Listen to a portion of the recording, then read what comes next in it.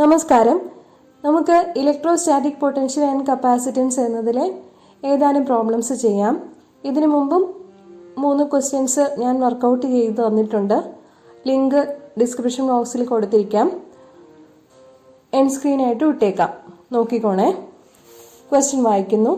Calculate the electric potential at the surface of a gold nucleus of diameter 13 fermi. Atomic number of gold is 79. ഈ question എങ്ങനെയാണ് ചെയ്യുന്നത്?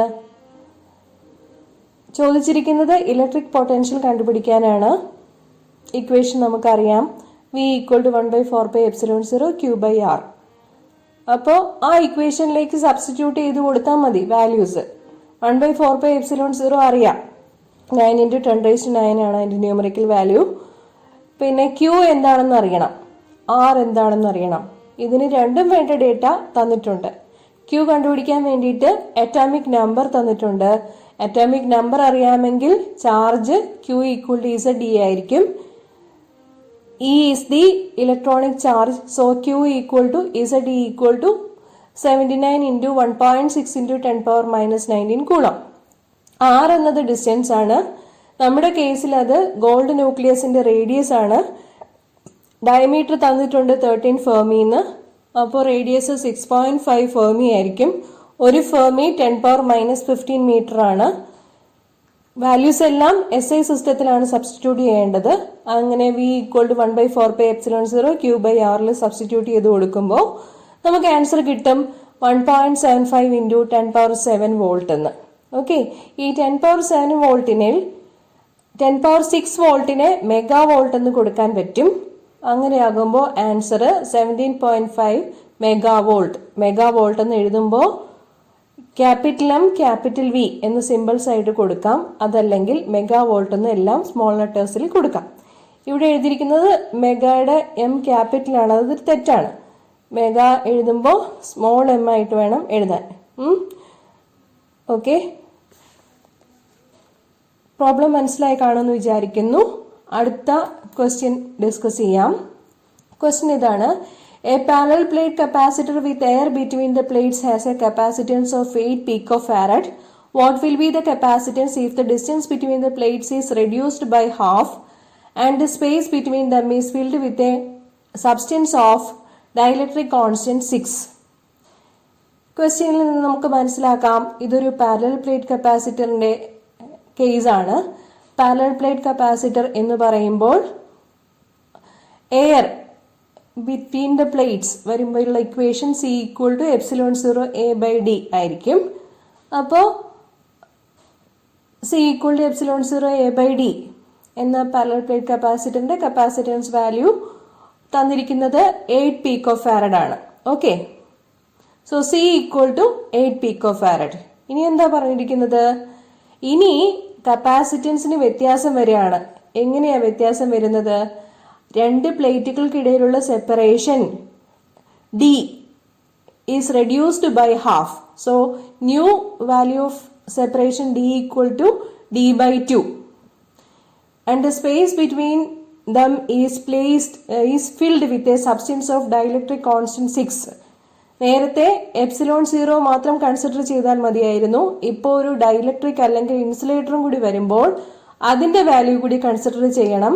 So the new equation will be C = ε0 εr A divided by ഡിക്ക് പകരം D/2. Okay, നമുക്ക് substitute ചെയ്യാം. Simple ആയിട്ട് answer കണ്ടുപിടിക്കാം. നോക്കിക്കോളൂ. C = 8 picofarad, that is ε0 A/d. ε0 A/d എന്നാണ് കേട്ടോ.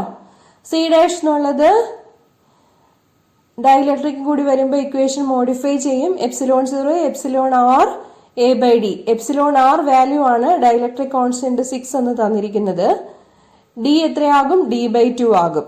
ഓക്കെ, ε0 A/dക്ക് പകരം C എന്ന് കൊടുക്കാം. So our new capacitance or the equation for the new capacitance will be modified as C' is equal to 2εr into C. Values substitute ചെയ്ത് കൊടുക്കുക. εr 6 ആണ്. C എന്നുള്ളത് 8 picofarad ആണ്. ഒരു പിക്കോഫാരഡ് 10⁻12 ഫാരഡ് ആണ്. So we will get the answer to be 96 picofarad. Okay. Now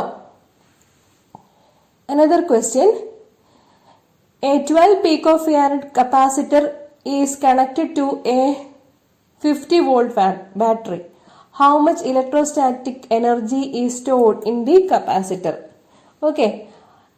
ഇതും direct substitution problem ആണ്. നമ്മുടെ equation energy stored in the capacitor is equal to half C V square എന്നുള്ളതാണ്. അത് സിയുടെ വാല്യൂ, കപ്പാസിറ്ററിന്റെ വാല്യൂ 12 പീക്കോ ഫാരഡ് ആണ്. 12 into 10⁻⁻12 farad. പിന്നെന്താ, voltage, potential difference 50 volt ആണ്. ആ വാല്യൂസ് സബ്സ്റ്റിറ്റ്യൂട്ട് ചെയ്ത് കൊടുക്കുമ്പോൾ നമുക്ക് ഇക്വേഷൻ കിട്ടും. എത്രയാണ്? 1.5 into 10⁻⁻8 joule. Okay, one last problem. The plates of a parallel plate capacitor have an area of 90 square centimeter each and are separated by 2.5 millimeter.